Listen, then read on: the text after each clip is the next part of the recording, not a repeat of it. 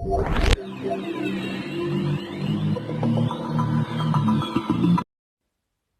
Guys, welcome to crack BPSC mains answer writing के series में अगला जो मैं टॉपिक ले रहा हूँ साइंस एंड टेक से रिलेटेड है। वो एनवायरनमेंट से रिलेटेड मैं ये टॉपिक ले रहा हूँ। ओके, ये बाइलिंगुअल मैं लेक्चर लूँगा। तो चलिए देखते हैं क्या कुछ मैं आपको बताने वाला हूँ इस लेक्चर में मैं क्लाइमेट चेंज से रिलेटेड आपको कॉजेज बताऊंगा, यानी उसके कारण, इफेक्ट्स बताऊंगा यानी उसके प्रभाव, और फिर लास्ट में हम लोग देखेंगे इंडियाज रेस्पॉन्सेज यानी भारत की प्रतिक्रिया। ऑलराइट, तो चलिए देखिए, ये क्वेश्चन है आपके सामने। ये क्वेश्चन पूछा गया था 63rd बीपीएससी में, और क्वेश्चन था about global warming. Global warming में ये पूछा गया था कि what do you mean by global warming, और इंडिया के बारे में पूछा गया कि India contributing in maintaining its effect, यानी इफेक्ट के बारे में पूछा गया है। Comment on saying the world would submerge in water in coming future by the mistake committed by human beings of this planet. Okay, तो ग्लोबल वार्मिंग के effects के बारे में यहाँ पे क्वेश्चन है, और इफेक्ट्स आप समझ ही सकते हो, यानी उसके प्रभाव के बारे में। ओके, अगर आप 60 to 62nd बीपीएससी की बात करो तो वहां पे क्वेश्चन था पॉल्यूशन के बारे में, और पॉल्यूशन के बारे में ये बात थी कि ये एक सीरियस थ्रेट बन गया है। ओके, और उसके भी कॉजेज आपको बताने हैं और इंडिकेट करना है कि कौन से स्टेप लिए जाने चाहिए, किसके द्वारा। एक तो गवर्नमेंट के द्वारा क्या स्टेप लिए जाना चाहिए, और एक पब्लिक के द्वारा, यानी एक पर्टिकुलर पर्सन को क्या स्टेप लेना चाहिए पॉल्यूशन से लड़ने के लिए। तो ये क्वेश्चंस आपके एनवायरनमेंट से मतलब रिलेटेड आए हुए हैं। ओके, तो आज जो मैं डील करने वाला हूं वो मैं बता देता हूं। आज मैं डील करने वाला हूं क्लाइमेट चेंज से रिलेटेड, और क्लाइमेट चेंज आपका रिलेट करेगा किससे? ग्लोबल वार्मिंग से रिलेट करेगा। अगर मैं बात करूं ग्लोबल वार्मिंग और क्लाइमेट चेंज की, तो ग्लोबल वार्मिंग क्या होता है? ग्लोबल वार्मिंग होता है कि ग्लोबल टेम्परेचर का बढ़ जाना। ओके, कॉज एंड इफेक्ट को अगर आप मिला करके चलो, global warming and climate change, तो they are one and same. Okay, तो चलिए इस तरीके से हम लोग क्या करते हैं, आगे बढ़ते हैं। ओके, इंट्रोडक्शन पे चलते हैं। इंट्रोडक्शन की अगर मैं बात करूं तो इंट्रोडक्शन में क्या है? इंट्रोडक्शन में देखो, क्लाइमेट चेंज की अगर मैं बात करूं तो इस तरीके से इंट्रोडक्शन लिखा जा सकता है। यहां पे मैंने करंट कंटेक्स्ट लिया हुआ है, तो इस तरीके से है, over the past few years parts of Bihar have witnessed under flood due to excessive rainfall and at the same time droughts are also registered in some parts। यानी एक ही टाइम पे यहां पे आप फ्लड देखोगे, ओके, और एक एरिया में आप फ्लड देखोगे और दूसरे एरिया में आपको क्या दिखेंगे? ड्रॉट्स दिखेंगे, यानी सूखा आपको दिखेगा। ओके, अब बात करोगे in news many times has seen that dozens people died in heat waves in country with temperatures reaching more than 46 degree Celsius. अगर आप न्यूज को फॉलो करते हो तो बार बार गर्मियों में आपको ऐसे न्यूज दिख जाएंगे। ओके, तो देखो मैं बात यहां पे कर रहा हूं climate change plus global warming की। ओके, समझ रहे हो ना आप? ओके, चलिए, not just in India such extreme weather events have been witnessed globally making it most issue in the present. Okay, तो आप समझ गए, यहां पे आपने क्या किया, बिहार से स्टार्ट किया, उसके बाद फिर इंडिया पे आप लेकर के आए, देन उसके बाद आपने इसको क्या किया, एक ग्लोबल प्रॉब्लम की तरह बताया है। ओके, तो इस तरीके से आपने इंट्रोडक्शन, इसी तरीके से हिंदी में भी ये लिखा हुआ है। ओके, तो चलिए, एक तो ये तरीका हो गया इंट्रोडक्शन लिखने का जिसमें आपने करंट कंटेक्स्ट दिया। ओके, दूसरा तरीका क्या हो सकता है? दूसरा तरीका ये हो सकता है कि आप उसकी डेफिनेशन लिख दो। ओके, तो ये देखो, यहां पे मैंने आपके लिए यहां पे डेफिनेशन लिख दिया है। ओके, अब देख लेते हैं, अपने मेन बॉडी पे आ जाते हैं और समझते हैं कि हम लोग क्या कुछ डील करेंगे यहां पे। फर्स्ट अगर आप देखो तो सबसे पहले हम लोग किसकी बात कर रहे हैं? सबसे पहले हम बात कर रहे हैं यहां पे फैक्टर्स की बात कर रहे हैं। Factors that cause climate change, यानी मौसम परिवर्तन के कारक। ओके, देखो अगर आप बात करो तो यहां पे दो तरह के कारक होते हैं। One is natural factor and second is anthropogenic factor, यानी प्राकृतिक और मानव जनित कारक। ओके, तो इसमें देखो कि हम लोग जो डील करने वाले हैं डिफरेंट कारक को डील करने वाले हैं। तो आप यहां पे एक बार देख लीजिए कि नेचुरल फैक्टर क्या क्या हो सकता है। कॉन्टिनेंटल ड्रिफ्ट हो सकता है नेचुरल फैक्टर, ठीक है, वेरिएशन ऑफ अर्थ ऑर्बिट हो सकता है, प्लेट टेक्टोनिक्स हो सकता है, वोल्केनिक एक्टिविटी हो सकता है, एंड ओशियन करंट हो सकता है। ये सारे नेचुरल फैक्टर हो सकते हैं। एंथ्रोपोजेनिक की अगर बात करें तो वो ग्रीन हाउस इफेक्ट हो सकता है, चेंज इन लैंड यूज पैटर्न हो सकता है, एटमॉस्फेरिक एरोसोल्स हो सकता है। ओके, चलिए तो सबसे पहले बात कर लेते हैं नेचुरल फैक्टर की, एंड दैट इज प्राकृतिक कारक। प्राकृतिक कारक में भी सबसे पहले बात करेंगे हम लोग कॉन्टिनेंटल ड्रिफ्ट की। Continental drift pure geographical concept है आपका। ओके, तो मैं आपके इसके डिटेलिंग में नहीं जाऊंगा, बस एक ब्रीफ बैकग्राउंड इसका मैं आपको दूंगा। देखो, कॉन्टिनेंटल ड्रिफ्ट की अगर मैं बात करूं तो ये है लैंड मास की मूवमेंट से रिलेटेड है। ओके, तो इस पे पहले देख लेते हैं क्या लिखा हुआ है। This movement had an impact on climate change due to the change on the land mass physical features and position and the change in water bodies position, like the change in follow of ocean currents and winds. Okay, आप देखिए simple क्या बात कह रहा है।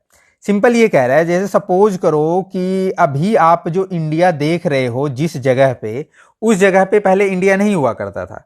पहले क्या था कि वो बिल्कुल साउदर्न था। जैसे अभी ये बात करूं ना, तो यहां पे आपको इंडिया नजर आएगा, है ना, यहां पे आपको इंडिया नजर आएगा। पहले यहां पे नहीं था, पहले आप बात करोगे वो यहां पे था। ओके, तो उसके बाद वो ड्रिफ्ट होता होता कहां पे आ गया है, अभी इंडिया यहां पे आ गया है। तो उसको क्या बोलते हैं, उसको कॉन्टिनेंटल ड्रिफ्ट थ्योरी बोलते हैं। अब आप सोचो कि कोई भी कॉन्टिनेंट ड्रिफ्ट होगा, एक जगह से दूसरी जगह अगर ड्रिफ्ट होगा तो वो क्या चेंज लेकर के आएगा, वो लैंड मास में चेंज लेकर के आएगा एंड वाटर बॉडीज में चेंज लेकर के आएगा। सोचो कि लैंड मास में चेंज हुआ, वाटर में चेंज हुआ, तो इस तरीके से अगर चीजें चेंज होती हैं तो उसका क्या इफेक्ट पड़ेगा, उसका इफेक्ट आपको उसके क्लाइमेट चेंज में सबसे ज्यादा नजर आएगा। ओके, तो सिंपल ये बात करी गई है। ओके ओके, क्लियर है ना। चलिए, इसके बाद हम लोग क्या बात कर लेते हैं, सेकंड की बात कर लेते हैं। सेकंड किसकी बात कर रहा है वो देखते हैं। अब आप देखोगे सेकंड में, देखोगे वो बात कर रहा है वेरिएशन ऑफ अर्थ ऑर्बिट की। ओके, अब देखो ये भी ज्योग्राफिकल कंसेप्ट है। ओके, तो देखिए इसको भी मैं समझा देता हूं। देखो, ऑर्बिट, अर्थ की जो ऑर्बिट है ना, वो कैसी है, वो राउंड शेप नहीं है, वो कैसी है, वो इलिप्टिकल है। ओके, इलिप्टिकल का मतलब समझ गए। दैट मीन्स अब आप बोलो कि अर्थ जो मूव कर रहा है, ओके, तो वो कैसे कर रहा है, सन के चारों तरफ वो मूव कर रहा है इलिप्टिकल ऑर्बिट में। ओके, और इलिप्टिकल ऑर्बिट से होता क्या है कि आपको यहां पे सीजनल वेरिएशन जो नजर आता है ना, वो इसी इलिप्टिकल ऑर्बिट के कारण आना है। यानी जब वो सूर्य के पास में रहेगा तो आपको क्या दिखेगा, आपको गर्मी आएगी। ओके, और जैसे ही वो दूर चला जाएगा तो आपको क्या मिलेगा, ठीक है, सर्दी आ जाएगी। तो सिंपल कंसेप्ट बता रहा हूं, वैसे तो काफी डिटेलिंग में है। ओके, मैं सिंपल कंसेप्ट बता रहा हूं आपको। ओके, तो चलिए, तो इस तरीके से आप समझिए इसको कि there are very few changes to the average sunshine. देखिए बहुत कम चेंजेज हुए, लेकिन वो मतलब वेरी वेरी लेस चेंजेस भी ना आपको क्लाइमेट चेंज में बहुत ज्यादा इफेक्ट दिखाएगा। However it causes a high impact on geographical and seasonal distribution. इस ऑर्बिट में थोड़े से चेंज से भी हमारे क्या है कि सीजनल वेरिएशन दिख रहे हैं। ओके, तो सिंपल कंसेप्ट बता रहा हूं, डिटेलिंग में नहीं जा रहा हूं अभी मैं। ओके, तो चलिए प्लेट टेक्टोनिक्स की बात कर लेते हैं। प्लेट टेक्टोनिक्स क्या है, प्लेट टेक्टोनिक्स की अगर मैं बात करूं कि एक प्लेट का दूसरे प्लेट के साथ बिहेवियर। ओके, यानी आप बात करो कि इनका टकराना, एक तरह से सोच लो। ठीक है, ठीक है ना। ओके, तो समझो अब इस चीज को कि due to the change in temperature in the core of earth, the mantle plumes and convection currents force the earth plates to adjust, leading to the rearrangement of the earth plate. This can influence the global and local pattern of climate and atmosphere. That's it. इतनी बात करी गई है कि ये जो plate के टकराने से काफी ज्यादा क्या होती हैं, क्लाइमेट एंड एटमॉस्फेरिक चेंजेस देखी जाती हैं। सिंपल टर्म्स में आप ये बात करोगे। ओके, बार बार मैं बता रहा हूं ये ज्योग्राफिकल कंसेप्ट है। ओके, एक एक टॉपिक को करने में एक एक लेक्चर लग सकता है। ओके, तो इसलिए मैं ज्यादा डिटेलिंग में जा ही नहीं रहा हूं इसके। ओके, सिंपल मैं इसके, ठीक है, ओवरव्यू ले रहा हूं और आपको एनवायरमेंटल पॉइंट ऑफ व्यू से चीजें बता रहा हूं। इसके बाद आप बात करिए वॉल्केनिक एक्टिविटी की। देखो, अगर मैं आपसे एक बड़ा ही इंटरेस्टिंग सी चीज है, अगर मैं बोलूं कि ये वॉल्केनो सपोज करो यहां पे आया है, ओके, तो वॉल्केनो के अराउंड एरिया, यानी सपोज करो कि सराउंडिंग एरिया, ओके, तो सपोज करो कि ये तो विसिनिटी एरिया है। ओके, ये वाला जो मैंने बनाया है वो विसिनिटी एरिया है। ओके, और ये वाला क्या है, सराउंडेड एरिया है। तो सराउंडेड एरिया का जो टेम्परेचर होगा, ठीक है, वो कम हो जाएगा या फिर ज्यादा हो जाएगा यहां पे वोल्केनो आने से। ओके, तो आप अगर सोचो तो क्या होना चाहिए, वेल आपको मैं यहां पे बताता हूं। देखिए क्या है, when a volcano erupts it emits gases and dust particle. समझ गए, जब वोल्केनो आता है तो क्या करता है, वो डस्ट पार्टिकल लेकर के आता है, यानी यहां यहां क्या होंगे, डस्ट पार्टिकल आ जाएंगे। ओके, सराउंडेड एरिया की बात कर रहा हूं। अब डस्ट पार्टिकल से क्या होगा, जब यहां की सन की जब रे आएगी तो डस्ट पार्टिकल क्या करेगा, उस सन की रे को रोक लेगा और उसको पृथ्वी पे नहीं आने देगा, यानी उसको सरफेस पे आने से रोकेगा। ओके, और सरफेस पे जब आने से रोकेगा तो डेट मीन्स उससे क्या होगा, उसका जो एटमॉस्फेयर होगा वो कूल हो जाएगा। जैसा आप सोच रहे थे कि वोल्केनो आने से उसके जो जो जो फार अबाउट जो सराउंडिंग एरिया होते हैं ना, वो क्या हो जाते हैं, कूल हो जाते हैं। ओके, किसके कारण, वो क्योंकि वो गैस क्या करता है, वो गैस एंड डस्ट पार्टिकल क्या करता है, एमिट करता है। ठीक है, इसके आगे क्या लिखा हुआ है, इसके आगे लिखा हुआ है causing a partial block of sunrays, जो कि मैंने आपको बताया। This can lead to cooling of weather. Okay, तो सिंपल कंसेप्ट आप समझ गए ना। ओके, तो ये चीजें हैं। इसके बाद एक और बात कर सकते हो कि वोल्केनिक एक्टिविटी जो है वो पॉल्यूशन को भी, ठीक है, बढ़ावा देता है। पॉल्यूशन में क्या, सल्फर ऑक्साइड की बात कर सकते हो। ओके, और सल्फर ऑक्साइड, ठीक है, एक पॉल्यूटेंट है emitted by volcanic activity. Okay, तो पॉल्यूशन फर्दर क्या करेगा, फर्दर वो क्लाइमेट चेंज को क्या करेगा, ठीक है, आगे बढ़वाएगा, यानी इनिशिएट करवाएगा। ओके ना, कंट्रीब्यूट करेगा क्लाइमेट चेंज में। ओके, तो आप इस तरीके से बात कर सकते हो। चलिए, इसके बाद लास्ट में हम लोग बात कर लेते हैं ओशन करेंट्स की। ओके, तो ओशन करेंट्स आप जानते हो, ओशन करेंट्स के कारण क्या होता है कि आप जो डिस्ट्रीब्यूशन ऑफ वाटर जो है ना वो अफेक्ट होता है। ओके, और डिस्ट्रीब्यूशन ऑफ वाटर जब अफेक्ट होगा तो उससे आपका क्लाइमेट भी अफेक्ट होता है। ठीक है, डिस्ट्रीब्यूशन ऑफ वाटर में भी अगर आप पर्टिकुलर हो जाओ तो उसमें आप बात करोगे temperature difference of water influences the climate. अगर मैं बात करूं कि और कौन कौन से, जैसे कि करंट की अगर मैं बात करूं तो वाटर को दो चीजें मतलब डिटरमाइन करती हैं। ठीक है, वो मैं डिटेलिंग में जा रहा हूं। खैर, एक तो करती हैं टेम्परेचर और एक करती हैं सैलिनिटी। ओके, तो वेल आपको ये सारे कंसेप्ट आई होप क्लियर होंगे। ओके, तो मैं सिंपल यहां पे जाता हूं और बता देता हूं कि ओशन करंट क्या कर रहा है, यहां पे क्लाइमेट चेंज को भी, ठीक है, यहां पे अफेक्ट कर रहा है। दैट्स इट, इससे ज्यादा अभी हमको डिटेलिंग में नहीं जानी। जब हम लोग कभी ज्योग्राफी के लेक्चर्स डील करेंगे, ओके, तो हम लोग डिटेलिंग में जाएंगे। ओके, हम अपने टॉपिक पे ही रहते हैं। वेल, उसके बाद जब हम लोगों ने नेचुरल फैक्टर पढ़ लिया, अब हम लोग क्या पढ़ेंगे, एंथ्रोपोजेनिक फैक्टर पढ़ेंगे। एंथ्रोपोजेनिक कॉजेज की अगर आप बात करो तो यहां पे तीन चीजें मैंने ली हुई हैं। One is green house gases, second is change in land use pattern and third is atmospheric aerosol. तो सबसे पहले ग्रीन हाउस गैसेज को देख लेते हैं। देखो, ग्रीन हाउस गैस क्या करता है, ग्रीन हाउस गैस करेगा क्या कि सपोज कि ये है हमारा, एक सेकेंड, ये देखो, ये देखो, ये है हमारी धरती और ये रहा सन। ओके, सन से यहां पे रे आ रही है। रे जब आती हैं, ये देखो हमारा वायुमंडल है, ऊपर जो मैंने लगा रखा है ना, ठीक है, ये देखो नीचे वाला एक और पहले आता हूं, ये जो ब्लैक से मैंने बना रखा है ना, ये नीचे, ये सपोज करो हमारा लैंड एरिया है। ओके, और रेड से, रेड सोरो, ये मैं कर देता हूँ ब्लू। ओके, ये जो ब्लू से दिख रहा है ना, ये हमारा क्या है, वायुमंडल है। ओके, तो हमारा क्या है, एटमोस्फेयर है। अब देखो यहां से सन की रेज आई और सन की रेज जैसे ही पड़ी ना, तो अभी ये क्या करेगा, जैसे ही हमारे लैंड पे पड़ेगा तो लैंड हमारा क्या होने लगेगा, हीटअप होने लगेगा और ये सनरे फिर से क्या होगी, रिफ्लेक्ट बैक होकर के ऊपर चली जाएंगी।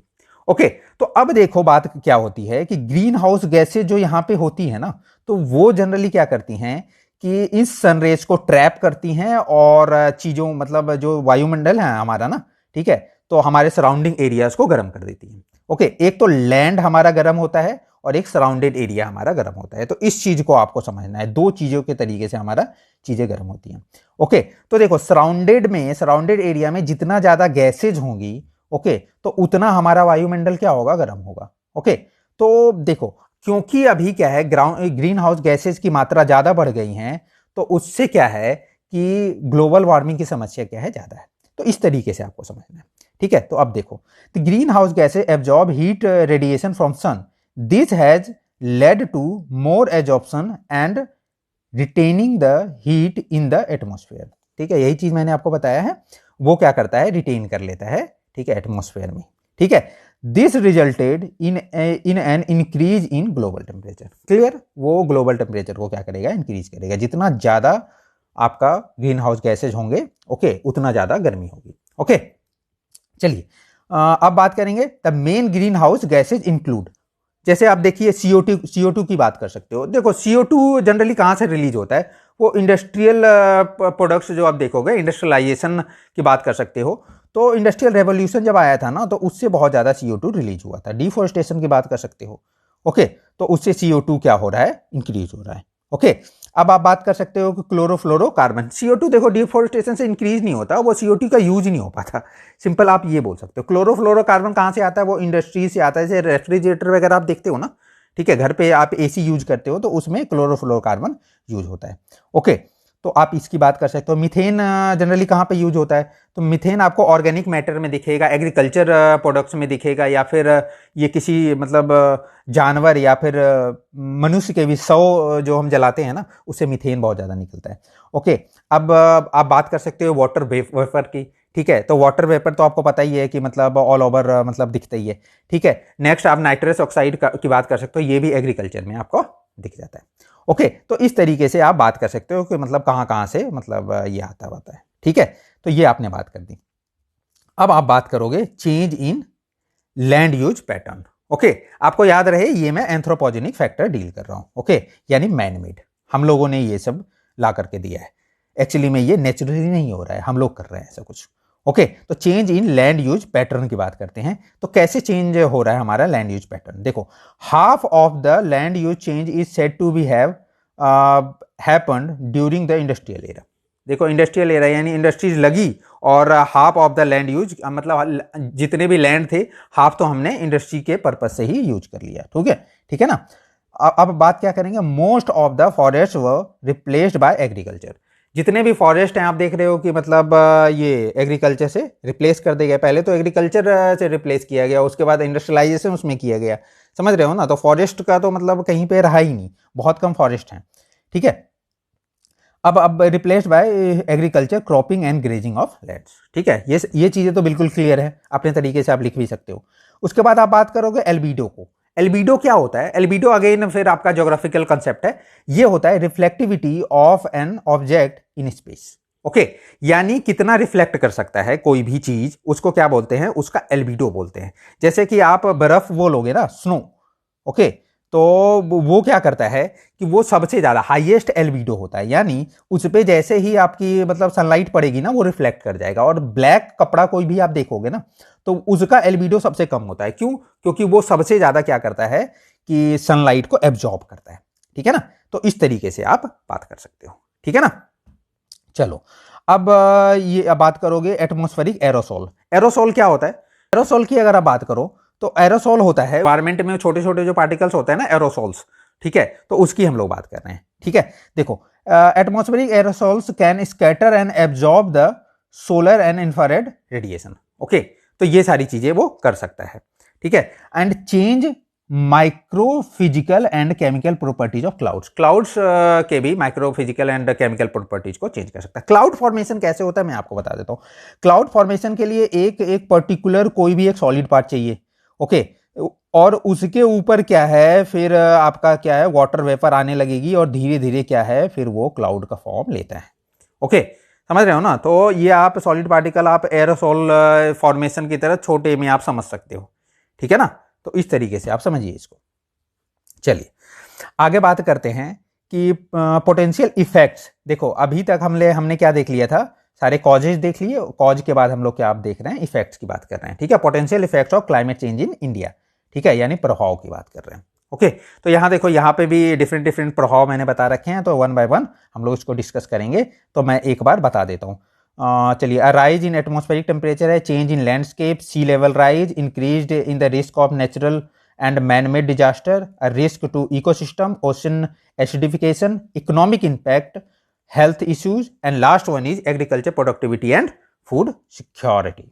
ऑलराइट, तो वन बाय वन हम लोग इसको डील कर लेते हैं, देखते हैं क्या है। राइज ऑफ एटमॉस्फेरिक प्रेशर की अगर बात करें, ओके, तो अब इसको देख लेते हैं कि राइज ऑफ एटमॉस्फेरिक प्रेशर, तो देखो लास्ट 6 ईयर में, ठीक है, तो अभी आप देखोगे कि सबसे ज्यादा आपको मिलेगा कि ग्लोबल वार्मिंग हुई है, ठीक है ना। तो यानी सबसे ज्यादा आपको हॉटेस्ट ईयर जो दिखेगा ना, ये 6 ईयर ही में ही दिखेगा अभी लास्ट टाइम पे, ठीक है। तो उसकी बात करी गई।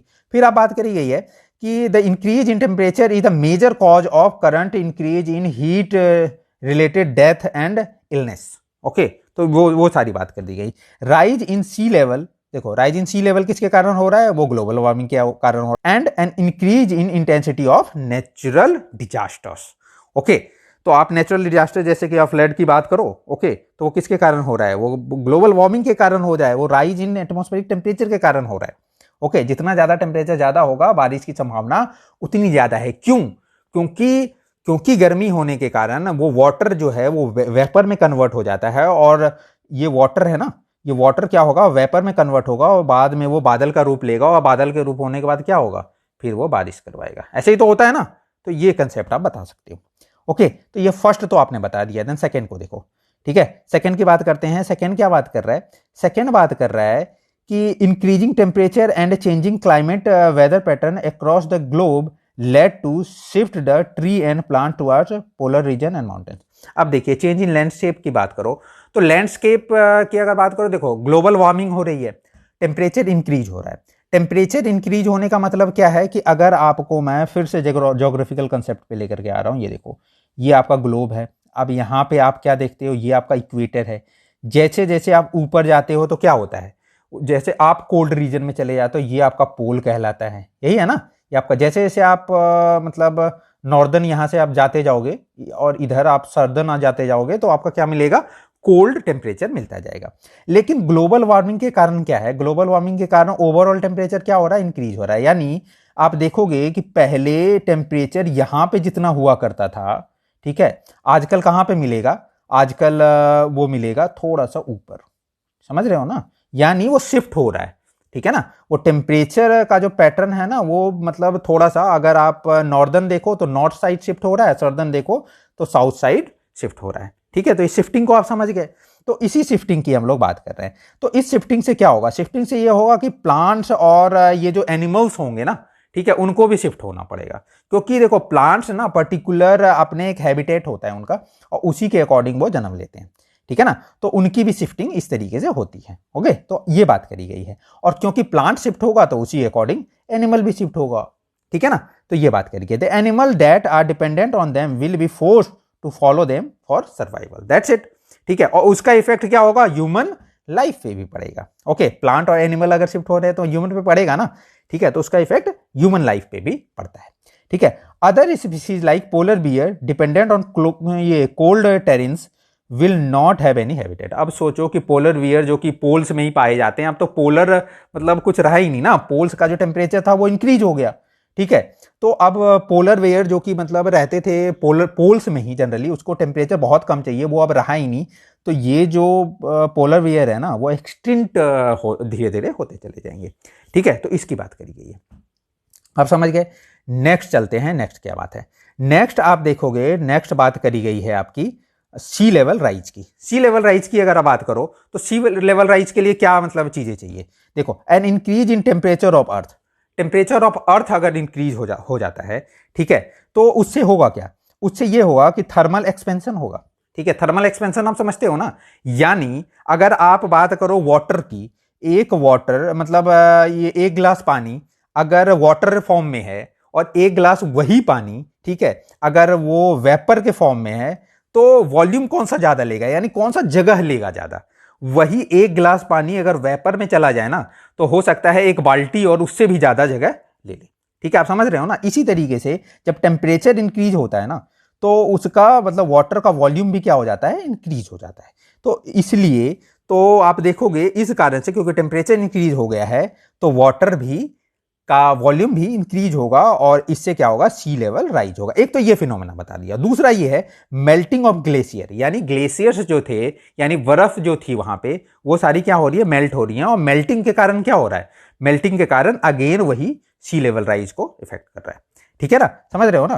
तो आप देखो, अब पॉपुलेशन का क्या होगा, the population living in under lying areas. ठीक है, अब सोचो कि ये कि जो भी कंट्रीज हैं जो समझो कि ये सी के बिल्कुल पास में है, ठीक है, और उसके आगे पीछे अगर सपोज करो कि सी है, समुद्र है, ठीक है, तो अब राइज इन जब सी लेवल होगा तो वो डूब नहीं जाएंगे क्या। इससे क्या है कि लैंड एरिया कम होता जा रहा है और सी एरिया क्या हो रहा है, बढ़ता जा रहा है, यानी रहने के लिए हमारे पास जगह अब कम हो रहे हैं। ओके, समझ गए ना बात को। चलो, अब इसके बाद क्या बात करेंगे, इसके बाद बात कर लेते हैं increase in the risk of natural and man made disasters.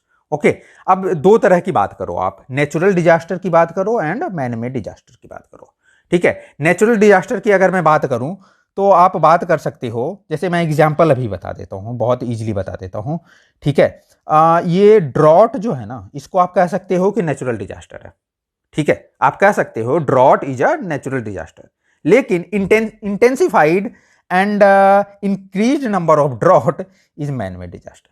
Okay, यही ड्रॉट जो है ना, ये सूखा जो है ना, दोनों तरह का हो सकता है, ये मैन मेड भी हो सकता है और ये नेचुरल भी हो सकता है, दोनों हो सकता है। ठीक है, देखो ड्रॉट नेचुरली भी हो सकता है क्योंकि बारिश नहीं हुई, नेचुरली भी कभी कभार हो जाता है।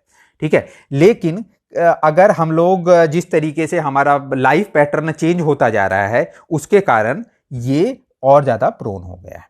ठीक है, तो ये बात कर ले। इसी तरीके से फ्लड, फ्लड तो खैर जनरली देखा जाता था, लेकिन नंबर ऑफ फ्लड बढ़ गए, क्यों बढ़ गए, मैनमेड के कारण। ओके, और फॉरेस्ट फायर्स, फॉरेस्ट फायर्स को भी आप नेचुरल एंड मैनमेड में बता सकते हो। फॉरेस्ट फायर आप देखोगे कि देखो कि आदमी जो हम लोग जो लोग हैं, ठीक है, हम लोग फिर खाना बनाना कैसे सीखे और मांस फिर खाना कैसे सीखे, पका हुआ मांस कैसे खाना सीखे।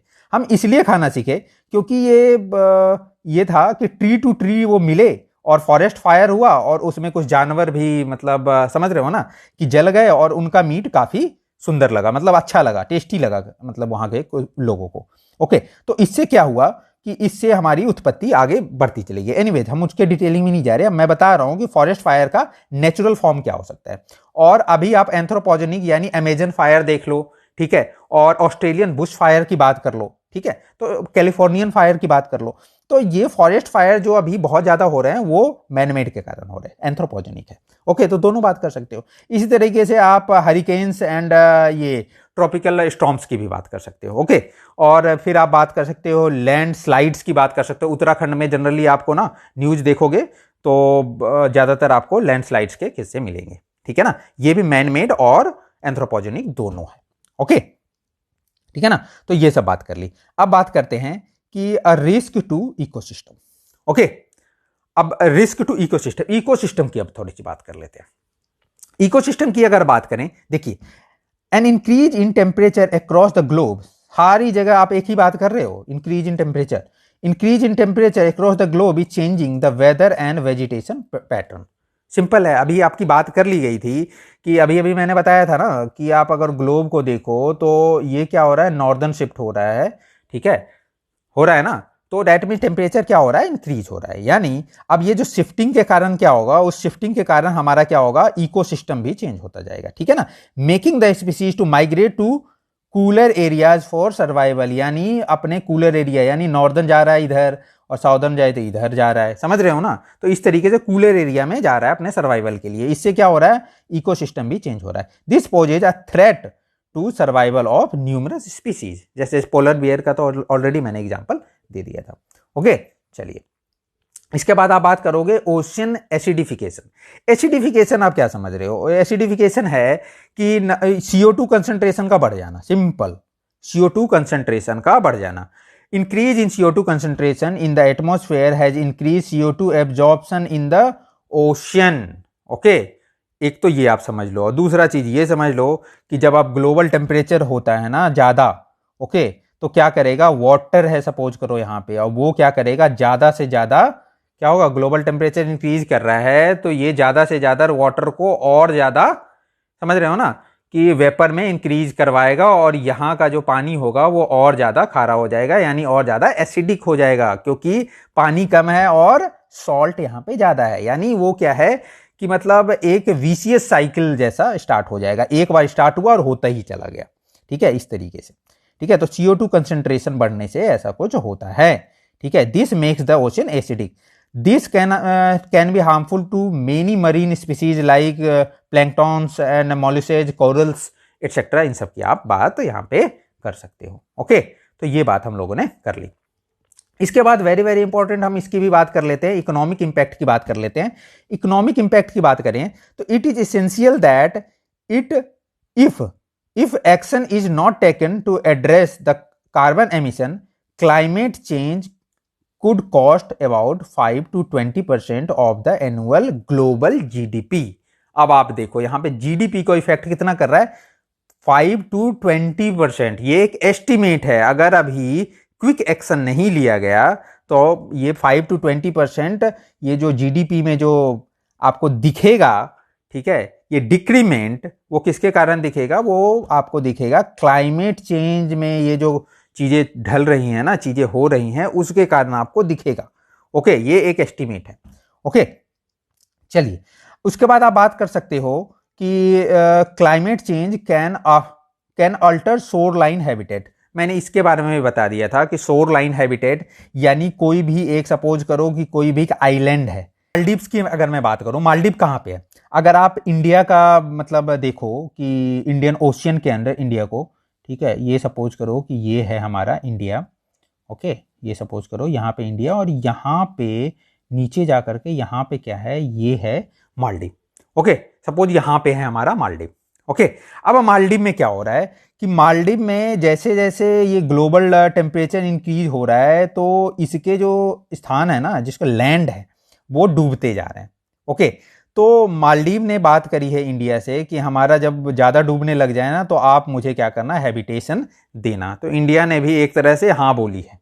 ओके, मतलब नॉट फॉर्मली, इनफॉर्मली हाँ बोला हुआ है। ओके, तो ये सब बातें हैं, मतलब न्यूज में रहती हैं ये सारी चीज़ें, आपको ध्यान देना चाहिए इन सब चीज़ों को। ओके, तो हम उसी की बात करें, यानी शोर लाइन को कितना ज़्यादा खतरा है, तो आप देख सकते हो। द इंक्रीज, अगली बात आप करो, the increase hurricanes and other related natural disaster can bring fourth extreme economic losses caused by damaged properties and infrastructure. ठीक है, अभी जो अम्फान तूफान आया था ना, उसकी आप बात कर सकते हो, वेस्ट बंगाल को जिसने तबाह कर दिया था। ओके, तो आपने देखा था न्यूज में काफी कुछ रहा था। ओके, तो वो उसमें देख रहे हो आप कि हरिकेन्स एंड तूफान वगैरह आते रहते हैं और वो क्या है, इंफ्रास्ट्रक्चर लॉस, प्रॉपर्टीज लॉस काफ़ी हद तक दिखाता है। इसी तरीके से आप बिहार फ्लड की बात कर सकते हो, उसमें कितने ज़्यादा इंफ्रास्ट्रक्चर लॉस हुए। ओके, केरला फ्लड की बात कर सकते हो। ऑलराइट, तो मतलब कड़ी टू कड़ी आपको अपने अकॉर्डिंग सोचते रहना है, लिखते रहना है। ओके, चलिए इसके बाद हम लोग क्या बात करेंगे, हेल्थ इश्यूज की बात करेंगे।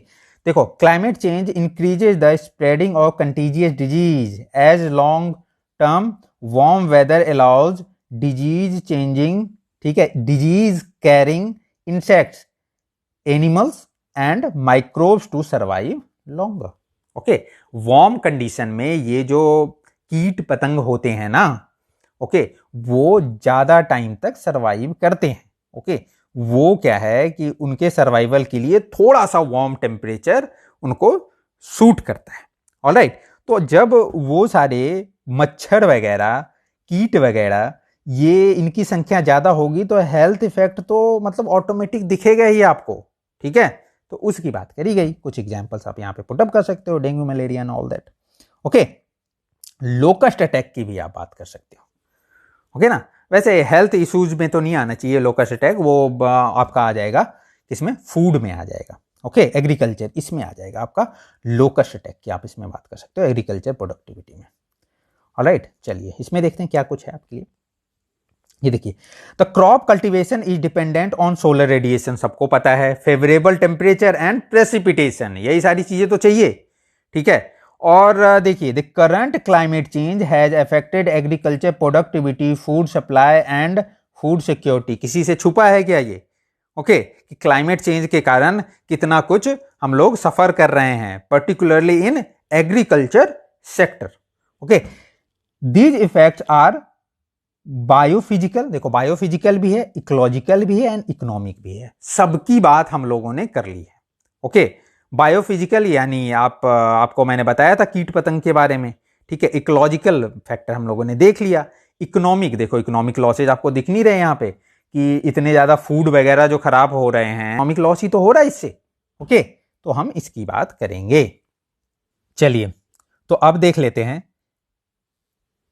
India's response to climate change, that is जलवायु परिवर्तन पर भारत की प्रतिक्रिया। इसको हम लोग तीन तरह से देखेंगे। पहले तो इंडिया का आप देख सकते हो, इंटरनेशनल देख सकते हो, एंड देन बिहार का भी आप देख सकते हो। ओके, यानी बिहार के टर्म्स में आप देखोगे कि बिहार का क्या रेस्पॉन्स रहा, इंडिया का क्या रेस्पॉन्स रहा है, और इंटरनेशनली इंडिया का क्या रेस्पॉन्स रहा। ओके, इस तरीके से बात करेंगे। ओके, अगर आप बात करो तो ये डिफरेंट आपको प्रतिक्रिया या फिर रेस्पॉन्सेज इंडिया के बताए हुए हैं, तो आप इसको एक्सप्लेन कर सकते हो या फिर प्रॉपरली आप इसको मेंशन कर सकते हो। ओके, देखिए फर्स्ट कौन सा है? फर्स्ट है, आप बात यहां पे करी गई है national action plan for climate change की बात करी गई है। ओके, इंडिया ने प्लान बनाया हुआ है related to climate change. Okay, climate change से डील करने के लिए उसकी बात कर सकते हो। आप बात कर सकते हो फंडिंग मैकेनिज्म की। ओके, तो फंडिंग मैकेनिज्म क्या है? National energy clean energy fund. Okay, तो आप इसकी बात कर सकते हो, नेशनल क्लीन एनर्जी फंड की बात कर सकते हो। ओके, आप बात कर सकते हो then Kyoto protocol and Paris agreement की। ओके, क्योटो प्रोटोकॉल किससे रिलेटेड है? ये है आपका जीएजी से रिलेटेड, यानी ग्रीन हाउस गैसेस से रिलेटेड। ओके, ये बाइंडिंग ट्रीटी है। ओके, फिर आप बात कर सकते हो पेरिस एग्रीमेंट की बात कर सकते हो। पेरिस एग्रीमेंट किसकी बात करता है? पेरिस एग्रीमेंट बात करता है कंट्रोल करने की, ग्लोबल टेम्परेचर को कंट्रोल करने की ये बात करता है पेरिस एग्रीमेंट। ओके, तो इसकी बात हम करोगे। इसके बाद आप बात कर सकते हो इंडिया के एफर्ट की, जहां पे इंडिया ने क्या किया हुआ है? लीडरशिप रोल प्ले किया हुआ है। तो आप बात कर सकते हो इंटरनेशनल सोलर अलायंस की, यानी आईएसए, जिसका की मुख्यालय आपको गुरुग्राम में दिखेगा। देन आप सीडीआरआई की बात करते हो। ओके, सीडीआरआई क्या है? वो है coalition for disaster resilient infrastructure. Okay, यानी हम रेजिलिएंट इंफ्रास्ट्रक्चर की बात करेंगे। ओके, मिटिगेशन मेजर है ये। ऑलराइट, चलिए आप बात करोगे भारत गैस बीएस एमिशन नॉर्म्स की बात कर सकते हो यहां पे। ओके, BS6 की बात कर सकते हो। ओके, BS6 में क्या होगा? यहां पे हम पोल्यूशन को कंट्रोल करेंगे, आप उसी की बात कर रहे हो। ये क्लाइमेट चेंज से ही रिलेटेड है। अल्टीमेटली वो पोल्यूशन क्या करेगा? आपको क्लाइमेट चेंज में ये जो आपको ड्रास्टिक चेंज आ रहा है ना, उसको कंट्रोल करने में मदद करेगा। देन आप बात कर सकते हो फेम स्कीम की। वो किसकी बात करता है? वो बात करता है ई मोबिलिटी की बात करता है, यानी इलेक्ट्रिक व्हीकल्स की बात करता है। इलेक्ट्रिक व्हीकल्स क्यों लेकर के आ रहे हैं? As an alternative. क्यों? क्योंकि ये क्लाइमेट चेंज को हमें क्या करना है? कंट्रोल करना है। ये इतना कुछ जो क्लाइमेट चेंज हो रहा है। देन आप एक इंटरनेशनल मेजर है, वो है रेड प्लस। ओके, ये भी एक फंडिंग मैकेनिज्म ही है। क्या है ये? फंडिंग मैकेनिज्म है। ओके, बस आप इतना समझ लो, ये फंडिंग मैकेनिज्म है। ओके, डिटेलिंग में नहीं जा रहा मैं। नेक्स्ट आप बात कर सकते हो बिहार की बात करिए, तो Bihar CM Nitish Kumar eight UN climate change round table, उन्होंने क्या किया था? UN climate change round table को, कॉन्फ्रेंस को अटेंड किया था, और वहां पे बिहार की काफी वाहवाही हुई थी। और किस बारे में वाहवाही हुई थी? जल जीवन हरियाली इनिशिएटिव से रिलेटेड वाहवाही हुई थी। ओके, तो आप यहां पे बिहार का भी रोल बता सकते हो। ओके, ठीक है ना। चलिए, इसके बाद हम लोग अपने लास्ट पे चलते हैं। Last is your conclusion. Okay, इसको हिंदी इंग्लिश दोनों में लिख दिया है मैंने। ओके, तो देखिए कंक्लूजन में आप क्या बात करोगे? यहां पे एक चीज मैंने नहीं लिखा हुआ है, वो आप बात कर सकते हो। वो आप बात कर सकते हो डीपीएसपी की, आप बात कर सकते हो डीपीएसपी में आर्टिकल 48A। ओके, वो बात किसकी करता है? वो बात करता है एनवायरमेंट की बात करता है। ओके, तो आप उसके मैटर यहां पे पुटअप कर सकते हो कंक्लूजन के अंदर। मैंने नहीं किया हुआ है, आप इसको कर सकते हो। ऑलराइट, तो देखिए यहां पे आप क्या कर सकते हो, और ये है आप सिंपल, अगर सिंपल स्ट्रेट फॉरवर्ड अगर आप कंक्लूजन लिखना है तो आप इस तरीके से लिख सकते हो। ओके, थोड़ा सा बढ़िया करना है तो आप डीपीएसपी को मेंशन कर सकते हो। एनीवेज, अब देखिए climate change is happening, this should be accepted. Simple सी बात है। कोई जैसे डोनाल्ड ट्रंप इससे पहले जो यूएसए के प्रेसिडेंट थे ना, वो मानने को तैयार ही नहीं थे क्लाइमेट चेंज हो रहा है। ओके, तो ऐसा नहीं होना चाहिए। Climate change is happening and this should be accepted. International cooperation to address climate change is vital to mitigate the adverse impact. International cooperation is must. Additionally, mitigation must be complemented with climate change related adoption, since mitigation alone cannot address the adverse effect we are facing right now. Okay, mitigation measure क्या होता है? यानी जब कुछ चीजें, मतलब समझ रहे हो ना, कि चीजों से बचने के लिए हमने क्या किया, एक रेजिलिएंट इंफ्रास्ट्रक्चर बना लिया। लेकिन यहां पे हम लोग बात करें कि ऐसा कुछ हो ही ना। ओके, सपोज करो कि बाढ़ आने के लिए हमने क्या किया, इंफ्रास्ट्रक्चर तैयार किया। ओके, तो हम ये कोशिश करें कि बाढ़ आए ही ना। ओके, तो इसकी बात करी गई है। An international level comprehensive plan of action is necessary for inclusive and sustainable growth of the global community. तो सिंपल ये बात करी हुई है आपके कंक्लूजन में। ओके, तो बस इतना ही था आपके लिए। So thank you so much. मिलते हैं आपसे नेक्स्ट लेक्चर में। Bye bye and take care.